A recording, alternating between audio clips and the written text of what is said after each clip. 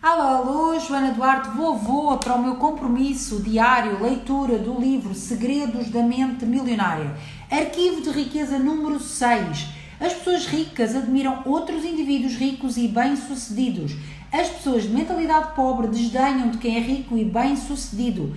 As pessoas de mentalidade pobre costumam olhar para o sucesso alheio com desdém, ciúme e inveja. Ora alfinetam com frases do tipo que sorte a deles, ora sussurram estes ricos idiotas. Se quer ser uma pessoa boa, mas considera os ricos naturalmente maus, nunca chegará a ser um deles. Impossível. Como pode alguém ser algo que despreza? Então, é espantoso observar o ressentimento e até a raiva pura e simples que muitas pessoas de mentalidade pobre nutrem relativamente aos ricos. É como se pensassem que aqueles são os responsáveis pela situação difícil pela qual passam. É isso mesmo, os ricos ficam com todo o dinheiro e por isso não sobra dinheiro nenhum para mim. Este é obviamente o perfeito discurso da vítima. Vou contar uma história, não para me queixar, mas para registar uma experiência real que tive com este princípio. Antigamente, nos meus tempos de agrura, eu tinha um carro velho. Mudar de faixa de rodagem nunca era um problema. Quase todos os condutores me deixavam entrar. Depois de ficar rico e de ter comprado um belo Jaguar preto novinho em folha, notei que as coisas mudaram. De um dia para o outro comecei a ser chateado, às vezes recebendo gestos obscenos como brinde. Chegavam a atirar-me objetos e por uma única razão, eu tinha um Jaguar. Um dia seguia eu por um bairro muito simples, onde tinha ido distribuir perus de Natal numa ação de caridade. Ao abrir o teto do Jaguar, percebi que atrás de mim estavam 4 homens mal encarados, encarrapitados na traseira de uma pick-up. Sem mais nem menos, começaram a usar o meu carro como um cesto de basquete, tentando encestar latas de cerveja no teto de abrigo. Várias almogadelas e riscos depois passaram por mim a gritar: "Rico, filho da mãe!" Imaginei, é claro, que se tratava de um incidente isolado, até que 2 semanas depois, quando deixei o carro estacionado na rua de outro bairro, também muito simples, ao regressar, menos de 10 minutos depois, encontrei um imenso arranhão ao longo de toda a parte lateral do carro. Na ocasião seguinte, fui a essa mesma parte da cidade, com o Ford Escort alugado. Para minha surpresa, não houve nenhum problema. Não estou absolutamente a inferir que aqueles bairros sejam habitados por gente má. Porém, a experiência diz-me que algumas pessoas ali guardam ressentimento relativamente aos ricos. É fácil falar e não guardar ressentimento de quem tem muito dinheiro, mas esta é uma armadilha dentro da qual qualquer um pode cair, até mesmo eu, dependendo do estado de espírito. Certa vez, quando liguei a televisão para saber os resultados desportivos, o programa Oprah estava no ar. Mesmo não sendo um grande fã de televisão, adoro a Oprah. Esta mulher afetou positivamente mais pessoas do que qualquer outra no planeta em breve, por isso, cada cêntimo que possui, e muito mais. Ela estava a entrevistar a atriz Halle Berry, vencedora do Oscar de melhor atriz em 2002 pela sua atuação em Última Ceia. O tema era o contrato que a Halle acabara de assinar com um dos maiores contratos rubricados por uma mulher na história do cinema, 20 milhões de dólares. Hale disse que não ligava ao dinheiro e que lutou pelo contrato fabuloso para abrir caminho às suas colegas de profissão. Então, ouvi-me a dizer ceticamente: balelas, esta pensa que todas as pessoas que estão a ouvir o programa são idiotas. Agarra numa parte desse dinheiro e dá um aumento ao teu assessor de relações públicas. Esta é a melhor jogada publicitária que já vi na vida. Sentia a energia negativa a crescer dentro de mim, mas antes de que ela me dominasse, reagi: cancela, obrigado pela informação.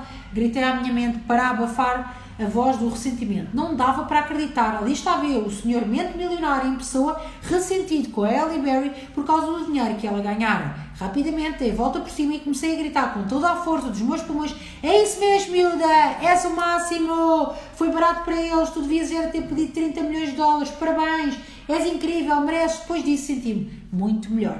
Qualquer que tenha sido o motivo que levou a Halle Berry a querer tanto dinheiro, o problema não era dela, era eu. Lembre-se que as minhas opiniões não fazem nenhuma diferença para a felicidade nem para a riqueza daquela pessoa, mas fazem toda a diferença para a minha infelicidade e para a minha riqueza.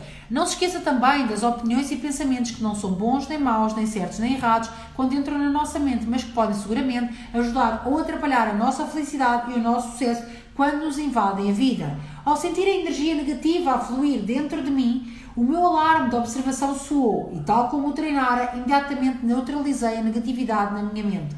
Não é necessário que seja perfeito para que se fique rico, porém, é importante que se saiba reconhecer pensamentos que não nos fortalecem, nem a nós nem aos outros, e mudar o foco para pensamentos mais positivos. Quanto mais estudar este livro, mais rápido e fácil será o seu processo de aprendizagem.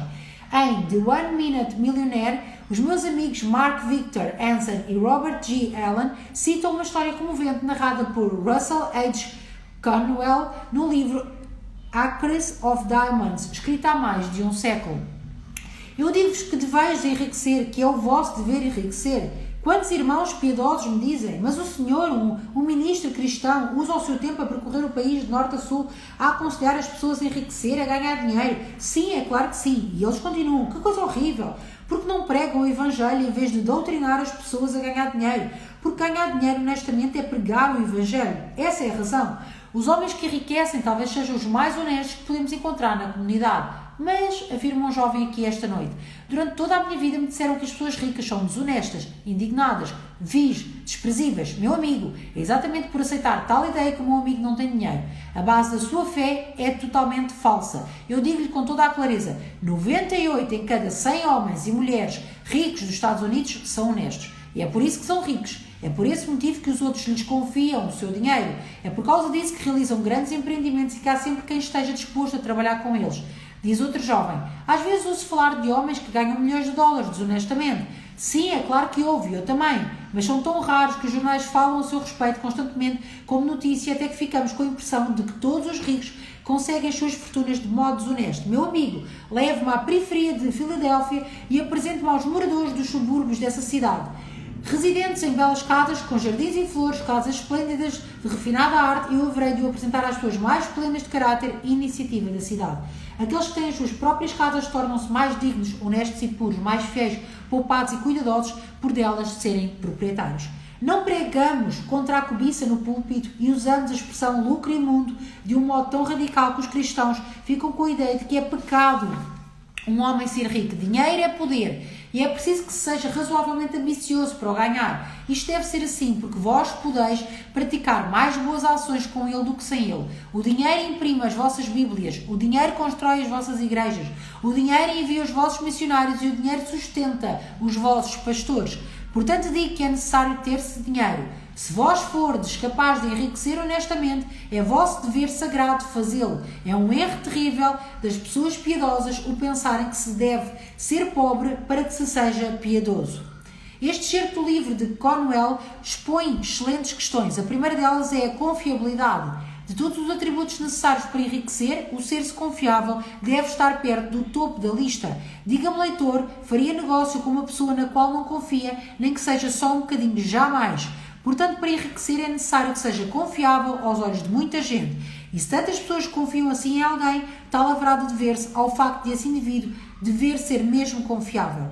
Que outras características devem as pessoas possuir para fazer fortuna? E mais importante ainda, para que se mantenham ricas? É claro que qualquer regra tem exceção, mas falando de forma genérica, quem tem de ser para sair bem numa coisa qualquer, considere as seguintes características.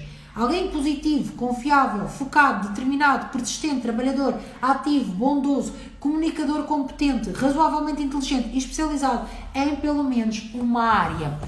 E assim foi, cumpri. Estou a ser consistente há 19 dias seguidos com o meu compromisso diário de leitura do livro Segredos da Mente Milionária. Até amanhã!